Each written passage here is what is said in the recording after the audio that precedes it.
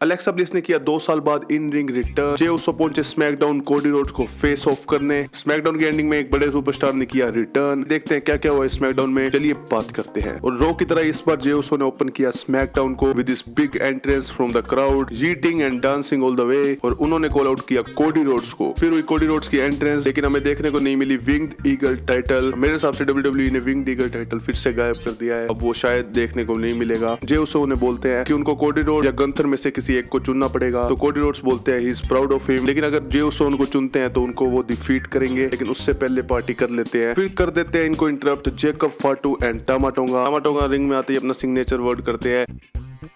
Crowd भी हमेशा respond करता है टामा टोंगा के साथ। जेकब कोडी रोड्स को कहते हैं कि तुमने ये टाइटल मेरी फैमिली से छीन लिया है, और वो जे उसो को बोलते हैं कि तुमने रॉयल रंबल जीत लिया, मेन इवेंटर बन गए, लेकिन तुम इस टाइटल को जीत नहीं पाओगे। उसके बाद एक ब्रोल होती है, बेबी फेस टीम ऊपर रहती है, और जेकब फाटू और टामा टोंगा को रिंग छोड़नी पड़ती है। इसके बाद ये ऑफिशियल हो जाता है मैकडाउन का main event, Jey Uso and Cody Rhodes versus Jacob Fatu and Tama Tonga. उसके बाद हमें फर्स्ट मैच देखने को मिलता है Bianca Belair versus Piper Niven for qualifying the elimination Chamber match. ये एक अच्छा मैच था। बियांका ब्लेयर उन्हें स्पेयर मारती है, काफी बार केओडी मारने की अटेम्प्ट करती रहती है, लेकिन वो हमेशा फेल हो जाती है। But in the and Bianca Blair successful होती है उनको केओडी मारने में, और पिनफॉल से विक्ट्री को हासिल कर लेती है और हो जाती है qualify for the elimination Chamber match. और अब बियांका ब्लेयर ने ज्वाइन कर लिया है लिव मॉर्गन को in the elimination Chamber match. फिर हमें कार्मेलो को बैक स्टेज में दिखाया जाता है। निक ऑल्डिस बोलता है कि तुम्हें एक और रो सुपरस्टार से भी फाइट करनी पड़ेगी, तो वो बोलता है मुझे और कोई रो सुपरस्टार से फाइट नहीं करनी, पहले तुमने मेरी ब्रॉन स्ट्रोमन से फिर डेमियन प्रीस्ट से फाइट करवा दी। पर बाद में हमें देखने को मिलता है कि वो अकीरा तोजावा है जो रो से उससे फाइट करने आया है। कार्मेलो उसको देखता है और उसका मजाक उड़ाने लग जाता है, तो वो खुश हो जाता है कि इसको तो मैं हरा ही दूंगा। फिर इनका मैच भी सेट हो जाता है इस एपिसोड के लिए। नेक्स्ट सेगमेंट हमें देखने को मिलती है DIY आते हैं रिंग में। वो कहते हैं वी आर द बेस्ट। वो क्राउड को कहते हैं स्टैंड अप होने के लिए, खड़े होने के लिए। फिर वो बोलते हैं कि मोटर सिटी मशीन गन्स के फैंस रह चुके हैं 11 साल पहले, वो लेजेंड्स हैं, उनके लिए 1 मिनट साइलेंस रखा जाए। लेकिन क्राउड उन्हें बू करता रहता है, साइलेंट कोई भी नहीं होता, और वो इस चीज से इरिटेट होते रहते हैं। फिर उन्हें इंटरप्ट करती है प्रीटी डेडली। प्रीटी डेडली बोलता है कि हमने तुम्हारी इतनी मदद करी, हम एक tag team championship match deserve करते हैं। लेकिन टोमासो चियाम्पा कहते हैं कि हमें 1 मिनट का साइलेंस रखने दो, हमें क्यों इंटरप्ट कर रहे हो। फिर निक ऑल्डिस आते हैं और वो बोलते हैं प्रीटी डेडली कि तुम्हें टैग टीम चैंपियनशिप मैच तो नहीं, लेकिन तुम्हें DIY के साथ मैच मिलेगा। फिर हमें देखने को मिलता है DIY वर्सेस प्रीटी डेडली, जो कि एक छोटा मैच था, और सरप्राइजिंगली प्रीटी डेडली इस मैच को जीत जाती है बाय रोल अप, और अब उन्हें फ्यूचर में टैग टीम चैंपियनशिप मैच की अपॉर्चुनिटी मिलेगी। Next match is Drew McIntyre versus Jimmy Uso versus LA Knight. Drew आते हैं रिंग में और प्रोमो कट करते हैं कि रो बहुत टॉक्सिक हो चुका था, कोई किसी का दोस्त नहीं था, कोई सच सुनने को राजी नहीं होता था, लेकिन अब मैं आ चुका हूँ स्मैकडाउन में, और मैं आया हूँ कोडी रोड्स के लिए, स्पेशली कोडी रोड्स के लिए नहीं, WWE टाइटल के लिए। फिर जिमी ऊसो इंटरफेयर करते हैं और बोलते हैं you are sounding like an ex girlfriend. तो भी हमेशा उसकी तरह एक्स गर्लफ्रेंड की तरह बकबक करता रहता है कि मेरा ये खो गया, मेरा ये ले लिया, वगैरह वगैरह। ड्रू कहता है भाई कोई बात नहीं, आई एम कूल। ड्रू जान मुझे उसको जे ऊसो बोल देता है। फिर कहता है कि मैं अभी भी तुम दोनों में से पहचान नहीं पा रहा कि जे है या जिमी। और फिर वो बोलते हैं कि तुझे कितनी दिक्कत हो रही होगी, कि अगर तू यीट पहले बोल देता तो शायद तू जे ऊसो जितना सक्सेसफुल हो जाता। फिर जिमी ऊसो यीट बोलते हैं, क्राउड भी उनके साथ यीट बोलता है। फिर जिमी ऊसो नो यीट भी बोलते हैं कि मैं नो यीट भी बोल सकता हूँ, और क्राउड भी नो यीट बोलता है। जिमी ऊसो कहता है इसको ना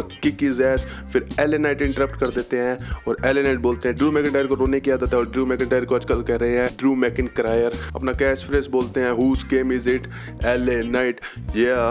फिर मैच स्टार्ट होता है LA नाइट, ड्रू मैकिंटायर और जिमी ऊसो के बीच में। It was a triple threat match qualifying the elimination chamber. Triple threat match हमेशा अच्छे होते हैं, ऑलवेज फन होते हैं। इसमें भी एक बहुत बढ़िया स्पोर्ट था जिसमें LA नाइट जिमी ऊसो को सुपरप्लेक्स देने वाले होते हैं, पर पीछे से ड्रू मैकिंटायर उन्हें डबल जर्मन सुप्लेक्स दे देते हैं। फिर दिस इज ऑसम चैंट्स होने लगते हैं, और एक टाइम पे तो जिमी ऊसो स्प्लैश मार देते हैं LA नाइट पे, और जीतने भी वाले होते हैं। तो ड्रू मैकिंटायर रेफरी की टांग खींच लेता है बाहर। उसके बाद LA नाइट BFT मारने वाले होते हैं जिमी ऊसो को, पीछे भाई गर्दन क्लेमोर मार देते हैं, जिससे कि जिमी ऊसो को BFT भी लग जाती है, LA नाइट को क्लेमोर लग जाती है पीछे से, और इसी के साथ ड्रू मैकिंटायर जीत जाते हैं ये मैच, और वो क्वालिफाई हो चुके हैं एलिमिनेशन चैंबर के लिए। तो उन्होंने ज्वाइन कर लिया है जॉन सीना और CM पंक को। तो एलिमिनेशन चैंबर मैच बहुत एक्साइटेड होता जा रहा है। मुझे नहीं पता LA नाइट के साथ क्या होगा, क्या उनको कोई स्लॉट में डालेंगे या फिर उनका कोई अलग मैच रखेंगे, रेसलमेनिया में उनका क्या प्लान होगा। भाई इतना देख लिया तो सब्सक्राइब भी कर दो यार। फिर केविन ओवंस का एक प्रोमो दिखाया जाता है, इसमें वही वो कार में बैठ के क्लासिक केविन ओवंस वाला प्रोमो देते हैं। केविन ओवंस सैमी ज़ेन को ब्लेम करते हैं, उन्होंने उनकी हेल्प नहीं करी जब कोडी रोड्स उनका करियर खत्म करने वाले थे, और या शायद उन्हें जान से मारने वाले थे। तो वैसे टीवी पे बोलते हैं, बोलने वाला होता है, मैं समझ गया था। वो सैमी ज़ेन का पीछा नहीं छोड़ेंगे, he is gonna make him pay. तो देखते हैं भाई केविन ओवंस और सैमी ज़ेन का मैच एलिमिनेशन चैंबर के लिए होता है या नहीं। इसके बाद हमें देखने को मिलता है अकीरा तोजावा वर्सेस कार्मेलो हेज। काफी फास्ट पेस मैच था, दोनों ही काफी एथलेटिक हैं, काफी अच्छे मूव्स थे। It was a decent match and end में पिनफॉल से जीत जाते हैं कार्मेलो हेज। मुझे लगा था कार्मेलो हेज को अकीरा तोजावा से भी न हरा दे WWE। फिर एक आर्थर का फनी सेगमेंट देखने को मिलता है, वो जे उसो को बोलते हैं congratulations for winning the king of the ring. वो कहता है भाई मैंने रॉयल नंबर जीता है। फिर वो कहता है कांग्रेचुलेशन फॉर दैट टू। वो बोलते हैं भाई अपने अकीरा तोजावा दोस्त को संभाल ले। फिर आर्थर बोलता है ही चीटेड ऑन हिमसेल्फ। आर्थर जान ले आता है एक बार शो में, शो थोड़ा बोरिंग या स्टेल पड़ रहा होता है तो वो आर्थर की सेगमेंट डाल देते हैं, थोड़ा फन डाल देते हैं, जिससे थोड़ा शो में इंटरेस्ट बन जाता है। फिर शार्लेट फ्लेयर आती है, अपना प्रोमो करती है वही वाला, तुम मुझे बू कर रहे हो लेकिन मुझे तो सिर्फ पैसा सुन रहा है, मैं तो सिर्फ पैसा कमा रही हूँ, मुझे फर्क नहीं पड़ता तुम बू करो या तुम केयर करो, मैं तुम्हारे माइंड में हूँ, तुम मुझसे ऑब्सेस्ड हो। फिर शार्लेट फ्लेयर बोलती है कि वो रो में भी जा चुके हैं, नेक्स्ट में भी, अब स्मैकडाउन में आई है स्ट्रैटन से मिलने ताकि वो डिसाइड कर सके कि कौन होगा उसका अपोनेंट इन रेसलमेनिया। फिर टिफनी स्ट्रैटन उसे इंटरप्ट कर देती है और बोलती है कि मेरे करियर में शुरू से मेरा कंपैरिजन शार्लेट फ्लेयर से किया गया है, तुम मुझे चूज करो ताकि मैं तुम्हें हरा के one and only Tiffany Stratton बन सकूं। शार्लेट फ्लेयर बोलती है कि रिया रिप्ली अगर किड थी तो तुम चाइल्ड हो। और शार्लेट कहती है कि अगर तू चाहती है कि मैं तुझे चूज करूं, बैक कर मुझसे भीख मांग कि मैं तुझे चूज करूं रेसलमेनिया में, तुझे स्टार बनाऊं। वही डेल्यूजनल कैरेक्टर प्ले हो रहा है शार्लेट फ्लेयर का। फिर नाया जैक्स से इंटरप्ट कर देती है विद कैंडिस लोरे। नाया जैक्स कहती है कि उसने निक ओल्डिस से बात कर ली है for the WWE women's championship match Tiffany Stratton next week.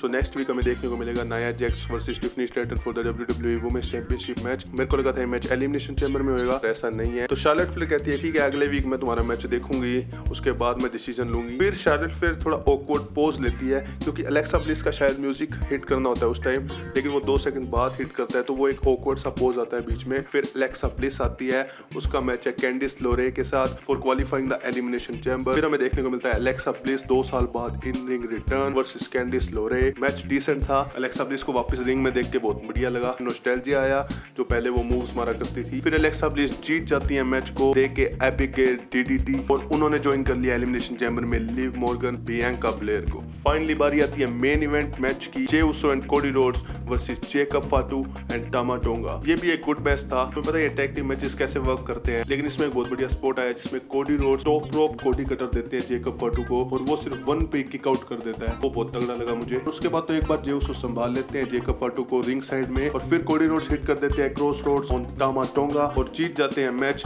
With a pinfall victory. लेकिन इसके बाद असली मसाला मिलता है, सरप्राइजिंग रिटर्न देखने को मिलता है सोलो सिकोआ और वो कोडी रोड्स को पीछे से अटैक कर देते हैं with small spike the thumb of love और स्मैकडाउन वहीं पे खत्म हो जाती है। क्या इनका मैच कोडी रोड्स के साथ एलिमिनेशन चैम्बर में हमें देखने को मिलेगा, लेकिन मेरे हिसाब से वो इतना बिग मैच होएगा नहीं एलिमिनेशन चैम्बर के लिए। देखते हैं आगे क्या होता है। तो यही था मेरा स्मैकडाउन रिव्यू। अगर आपको मेरा वीडियो अच्छा लगा तो प्लीज चैनल को सब्सक्राइब कीजिए, लाइक कर दीजिए इस वीडियो को, शेयर कर दीजिए अपने रेसलिंग फ्रेंड के साथ। अगर आपको मेरा elimination chamber match card predictions देखना है तो आप यहाँ क्लिक करके देख सकते हैं। मैं मिलता हूँ आपको वहाँ पे। राधे राधे।